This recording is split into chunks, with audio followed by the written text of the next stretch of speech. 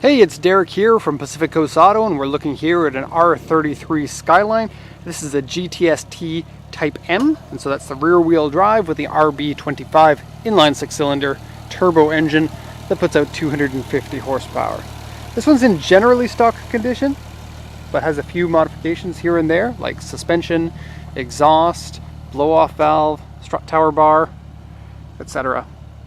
It's running on GTR wheels, which is kind of cool. And these are a little bit more aggressive of a wheel than the standard one, but they're sized down to a 16 instead of a 17. The original GTRs had 16s and then later had 17s for the V-specs. And then the R33 had 17s all the time, just a wider one for the GTR. And so these tires would be quite a bit more aggressive on the non-GTR version of the R32. On the R33 they look like they fit quite nicely. Engine running condition is good. We have 164,000 kilometers on this one. Timing belt has been changed at 110,000 kilometers.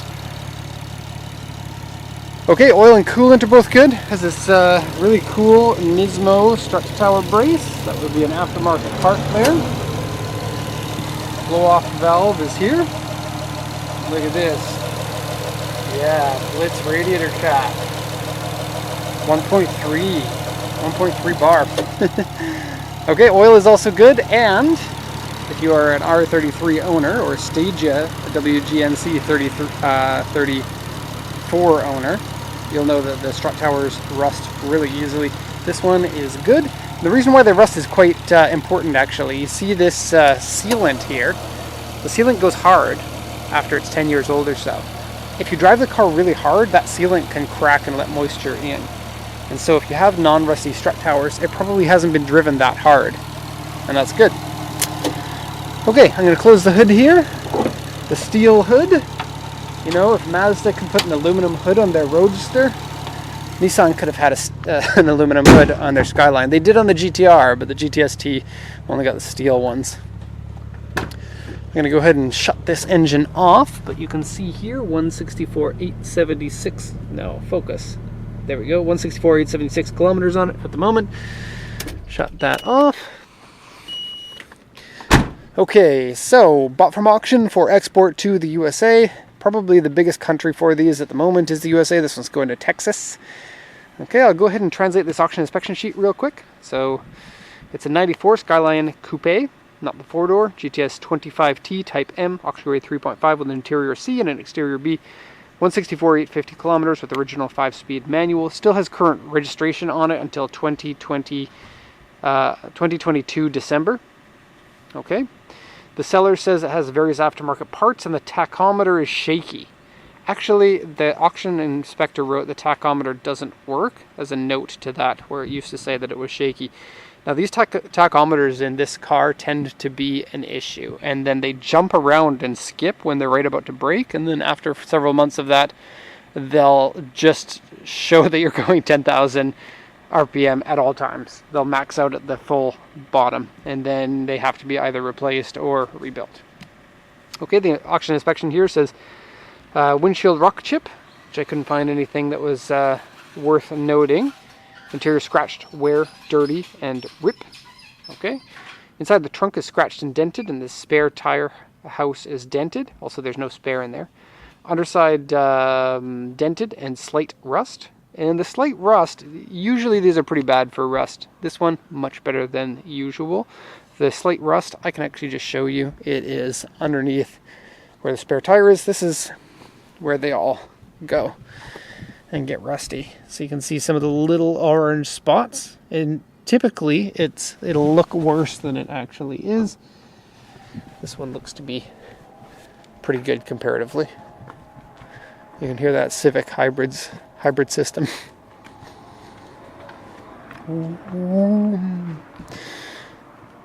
Okay, so aftermarket suspension, exhaust, shift knob. I actually quite like the shift knob in it.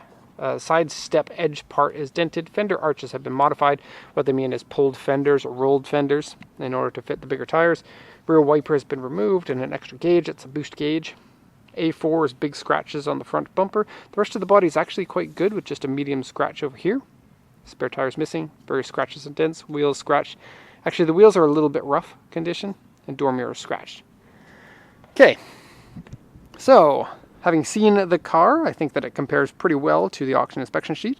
I think that the paint is brighter than I was expecting. Most likely this one has been either taken care of really well, or it's been parked indoors for a lot of its life. The white is still shiny and not faded, which is great.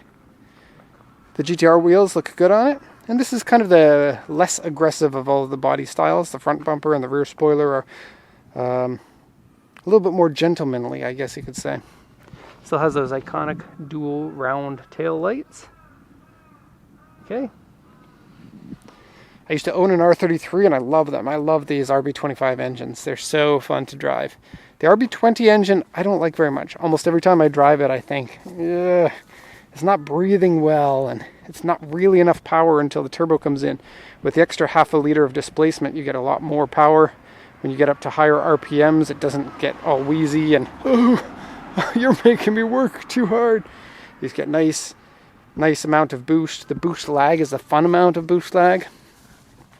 Okay, headlights on it aren't too faded, which is good. These are plastic headlights. The R32 had glass ones, and so the plastic ones are, I guess, nowadays headlights fade like crazy. This is one of the first plastic headlights that you see in a car.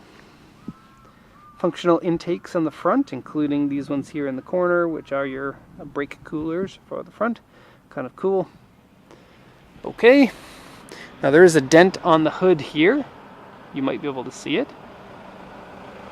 It's mild. You don't really notice it. And then there are a number of rock chips down to the gray primer. Lots of them. And so, either have to repaint the hood to fix this, or carbon fiber hood. Do it. Although a carbon fiber hood for these might be a little bit hard to find in the USA. Buy it before it's exported. Trunk is a little bit weird because the trunk is lower than the fenders. Have a look. Whee! So the spoiler lines up with the fender, but the trunk, you can see right here, is lower than everything else. Kind of weird. HKS Priest exhaust. For those looking for to exhaust your religion. I don't know why they came up with the name of Priest for their exhaust. And the taillights are really good. If you haven't looked at them closely, inside is kind of 3D. There's like several rings that kind of are inset a little bit. Let's not get hit by a Harrier. And so when those light up, they look a lot better than even the R34 ones, I think. Stock side skirts, underside, nice and clean. I would pop the trunk for you to show it, but it's missing the cardboard. The carpet that's in there isn't very... Actually, I will pop it. That way I can talk about it. Oh, the paint feels good. Somebody's polished it, at least in the last 2 years. Okay, so no rust around here or anywhere. So it's missing that cardboard, so all of the fabric just sags down like that. It's quite dirty, and there are a number of rips in it. Big one there, another one there. If you look in here, this section here has been scratched. Now it has a little bit of surface stuff there. You need to paint that or else it'll get worse. And then there's gomi in here. Gomi is Japanese for garbage. And there's also baggie. And inside the baggie has a bunch of calendars. And there's actually a bug in there. Look at that. What are you doing in there? Also, the battery is behind this wall, which is kind of an annoying place for a battery, but it is what it is. Okay, this is where the rear wiper would normally go, but it is not on there. Somebody painted over the back stop lamp, the third brake light. A little bit of a weird thing to do. Wheels. I think that they made these wheels, I think, in aluminum and in magnesium. Look that up, because I think that I've read something about that. Oh, component speakers, aftermarket ones in there, I just noticed. Okay, so the R33s get damaged interiors really easily due to an easy to scratch material all around. It is this material here. This one's been sanded down and repainted. The dashboard is made out of the same material. We're starting to rain. And has not been sanded down and repainted. And so it has some scratchy damage around the shifter there. and a few other areas of damage, like above the ashtray there. Has an aftermarket CD player. The AC works. All the vents are not broken. The interior smells a lot like Japanese air freshener, which is kind of neat for people who are importing their cars, because it kind of smells differently from air fresheners in other countries. This is an aftermarket floor mat for the driver. It's just like a custom one. You can see it's not actually made to fit this car. Passenger doesn't get one at all. Okay. The boost gauge for your boost. And let me show you that tachometer thing that I was talking about. I'll do a quick... Actually, you can see it right now. I don't even have to start the engine. It's just completely maxed out. Okay, so I'd say for a car with 165,000 kilometers on it, this one's in better condition than you can normally expect, which is very good. The body is good. The paint is good. The interior is fairly good, just those scratchy things.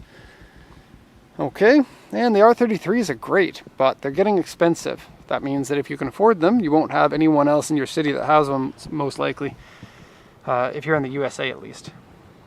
Okay, so there we have it. Thank you so much for watching, and have a nice day.